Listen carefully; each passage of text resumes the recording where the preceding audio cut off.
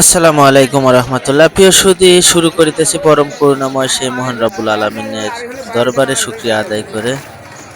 যাকে সৃষ্টি না করলে আমাদের কোনো কিছু সৃষ্টি করা হতো না, তাকে স্মরণ করে শুরু করছি আজকের এই ভিডিওটি হতে যাচ্ছে একটি ইন্টারেস্টিং ভিডিও। দেখতে পাচ্ছেন আমি কোথায় চলে এসেছি। হয়তো যারা সিরাজগঞ্জের বাড়ি তারা অনেকে চিনবেন, যাদের সিরাজগঞ্জের বাইরে বাড়ি তারা হয়তো অনেকে চিনবেন না। আজকে আপনাদের ঘুরে ঘুরে দেখাবো সারা বাংলাদেশের সবচেয়ে বড় যে গামছার হাট। এখানে কিন্তু শাড়ি লুঙ্গি বা অন্য কিছু না, শুধুমাত্র গামছা। সারা বিশ্বের সবচেয়ে বড় গামছার হাটটি সারা বাংলাদেশের, যেটা গামছার হাটের জন্য বিখ্যাত, সেই হাটটি কিন্তু আজকে আপনাদের ঘুরে ঘুরে দেখানোর চেষ্টা করব আমি, অসহায় রাজু ভাই। দেখতে পাচ্ছেন থরে থরে এখানে গামছাগুলো সাজানো আছে, মহাজনরা গামছাগুলো কিনে কিনে সাজিয়ে রাখতেছে। আর ওই যে দেখতে পাচ্ছেন ঘাড়ে করে মাথায় করে নিয়ে নিয়ে ঘুরতেছে না, ওরা কিন্তু কোনো হকার বা ক্যানভাসার নয়।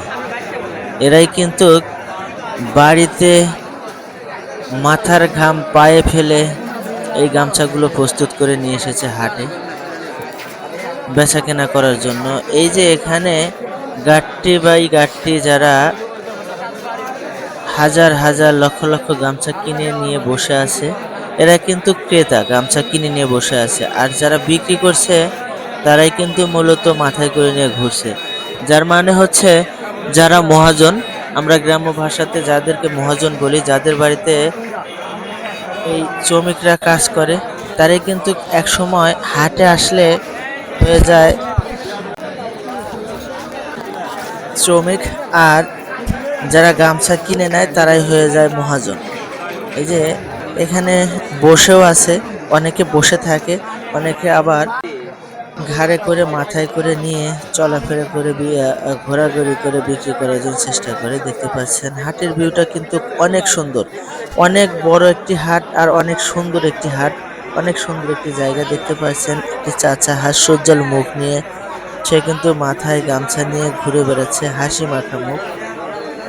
কিন্তু বড়ই পরিতাপের বিষয় হচ্ছে কি, এই হাটটি কিন্তু প্রত্যেক শুক্রবার এবং মঙ্গলবারে বাদ ফজর হইতে শুরু হয়, এদিকে 10টা-11টা পর্যন্ত থাকে।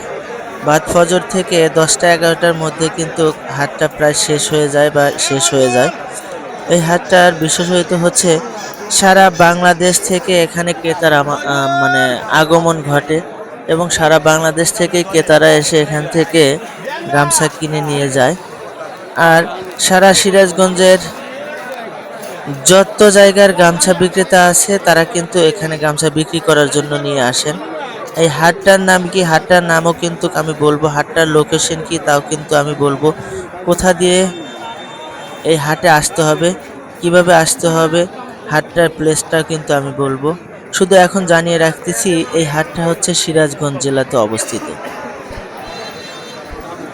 সারা বাংলাদেশের সর্ববৃহৎ গামছা কাপড়ের হাট, সারা বিশ্বের সর্ববৃহৎ গামছা কাপড়ের হাট এই সিরাজগঞ্জ জেলায় অবস্থিত।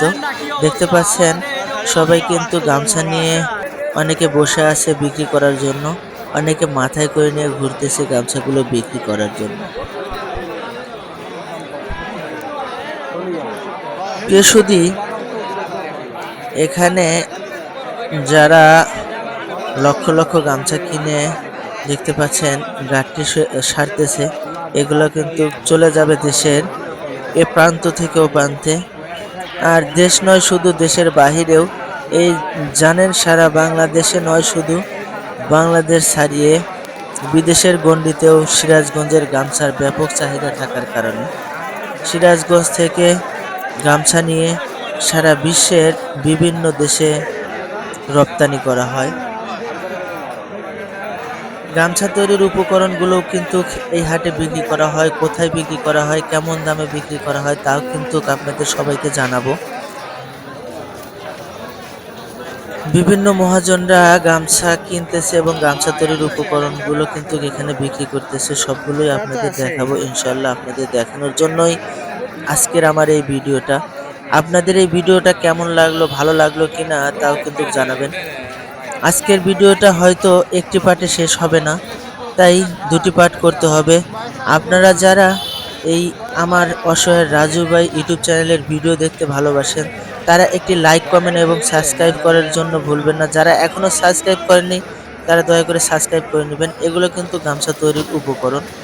এই যে এগুলোকে সুতো বলা হয়, সুতো। এই সুতো দিয়ে কিন্তু গামছা তৈরি করা হয়, গামছা প্রস্তুত করা হয়।